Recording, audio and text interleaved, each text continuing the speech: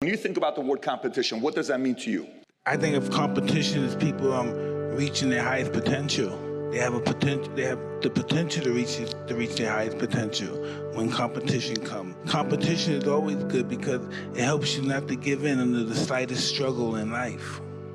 Because life is gonna give everybody a bad hand. No one's gonna leave here without being tried in life. Wow. And you have to be, you're gonna have to take it. Like what they say, adversity make the strong stronger or the weak weaker. So to you, competition is inevitable. You can't avoid competition. Right this minute, I'm competing with my wife. Right this minute, I'm competing with my wife. I'm gonna get home early enough. And that competition is great. It builds character and it gives you backbone. You don't have to give in. As I was saying earlier, and the slightest struggle, some people like nowadays, it's like everybody's believe that someone should give them something. Yeah, nobody wants to work now. Everybody, especially kids that have wealthy parents like myself, most of them don't want to do what they should do. So how do you deal with that? Then we gotta go to trust funds. You gotta go to trust. If you don't do this, you don't get this. Right? If you don't do this, you won't get this. Does it work? Oh, it worked for centuries. Okay. People got to be accounted. That's what competition is all about. Someone has to be number one. Once they have a leader, like everybody in the family, everybody in their family know who's the strongest one in the family, who's the matriarch. Even if they're older, they can kick his ass, they know he's the boss or she's the boss. Right? That doesn't have nothing to do with strength and being big. They know who the boss is. They know who can run the house. They know who the just know. Just know the boss, he distinguished himself or she distinguished himself out of all of us. That's why we know they're the boss, even though we're older than them. Why do you think so many people today don't like competition? They're almost like either sensitive to it or they say it's not a good thing. Like, why do you think that's happening? I don't know. I just don't know. People believe entitlement. That's the word I was looking for. A lot of people entitlement. Some of my kids too. They're entitled. They think their bank account should be full because yours is full.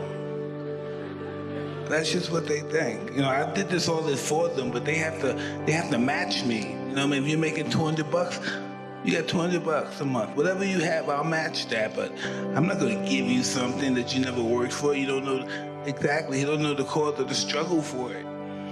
So without him knowing the struggle for it, he'll give it up very easily.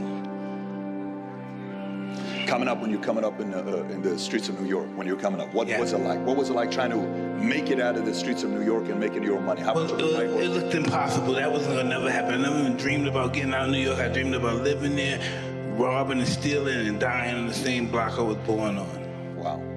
Had no idea this was gonna happen. What changed? I went to a place called Spofford. It's like a correctional center. And we watched the movie The Greatest, like 78, 77, like 11, 12. And they turned on the lights and Muhammad Ali came in. And for some strange reason, I said, I want to be like him. As soon as I left there, I went to another place. And it was a guy that was an ex-boxer, and he taught me how to box. And that's why I'm here with you. When did you realize, like, you are stronger than the average human being? All of the tough guys and the criminal guys wanted to hang out with me then. They put me in their gang. Now I could be in their gang. And they always say, get him, snatch that watch, snatch his watch, snatch his purse, snatch this, snatch that. And that's what our crew was about. Did you ever fight somebody that you were like, that they got you? Was there ever a kid that got you or no? Absolutely. In order to be good, you have to lose it and understand loss. Because loss is life. Was there anyone you fought in the streets that beat you that later on became a professional boxer or no? No way. Some of them became drug dealers, some of them became hired and killers. In my neighborhood, these guys don't get the opportunity to get these blue-collar jobs and stuff. The level that you make it, there's 7 billion people in the world that you're number one. So it's not like you're 1 in 100, you're 1 in 1,000. It's 1 in 7 billion when you made it as a boxer at that level. Do you notice a common trend? Like right now, I think it was Mackey put up a quote from Michael Jordan. Michael Jordan said, my biggest strength was, I'm coachable.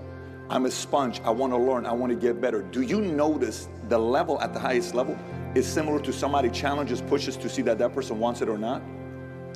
I just It's cool that people are seekers. I think that's very interesting that we're seekers, but we have to believe that we're divine and that we learn from our experience, because confidence breeds success and success breeds confidence. They go hand in hand. You can't accomplish anything unless you say, oh, I'm a prick, I could never do that. I'm not born to do that. Only certain people, only white people can do that. I can't do that. There's nothing I can't do. The mind is always hungry. The mind wants to do good, but we get so many negative thoughts in our mind, it's almost overwhelming to be positive. So Mike, you have to know this is so important because you're like an encyclopedia in this area because you work with the best and you became the best. So I'm trying to extract as much information from you as possible in this. So would you say for him, when you were cocky, he humbled you. When you were down, he built you up. Would you say it was like a timing thing with him? No, it was no game. You know, there's so much power in humbleness. You know, when I'm promoting the fight, I say outrageous things and stuff, but I know the power of humbleness now. How did you learn that? I have to lose everything. Got it. Got it. Well, now you got a lot of it back, by the way. You got some, I mean, you know, you don't want people to know you got money because... It because... means nothing. Once you, listen, if you think a lot of money is gonna make you happy, you never had a lot of money before. So what do you value now? What's at the top for you to value? Me, my children, my whole barometer of life. Yeah, that's the money. Oh, no. Listen, I've been down and up, broken up, and why am I still here? I think sometimes God doesn't like me because he knows I can't handle this shit. No, I'm serious. He knows I can't handle this shit. Now I got a label on me. I'm the best fighter. I have to conduct myself in a certain way. This is what my wife tells me now. She tells you that you have to conduct yourself in a certain way. What do you think about that? You have no to more be the diplomatic. clubs. You can't go to the clubs no more. That's what, you know. You want to control your life.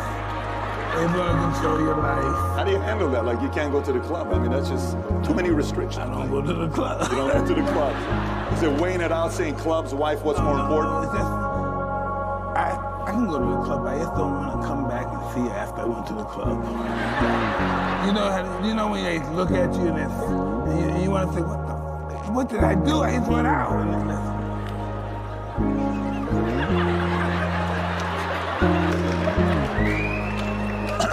Listen, my wife don't think I know she put a tracker on my new, she got me a new truck and have a tracker on it. Right hand on Allah, my right hand. My wife. Do you know that or you don't know that? Oh, I know now. Why did she do that? Put a tracker on the car. So what do? Are you strategic? You go park it somewhere, call an Uber and go to the club, or? No, I only drive it when she's in it.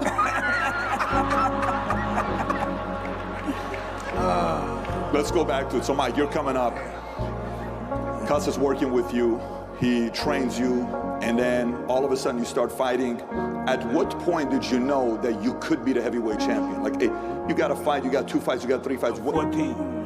14 years old, you knew you were gonna... You have to be the champion before you become the champion, so that means lifestyle. You have to be him before you become him. You gotta be him before you become him. Unpack that. You have to live his lifestyle.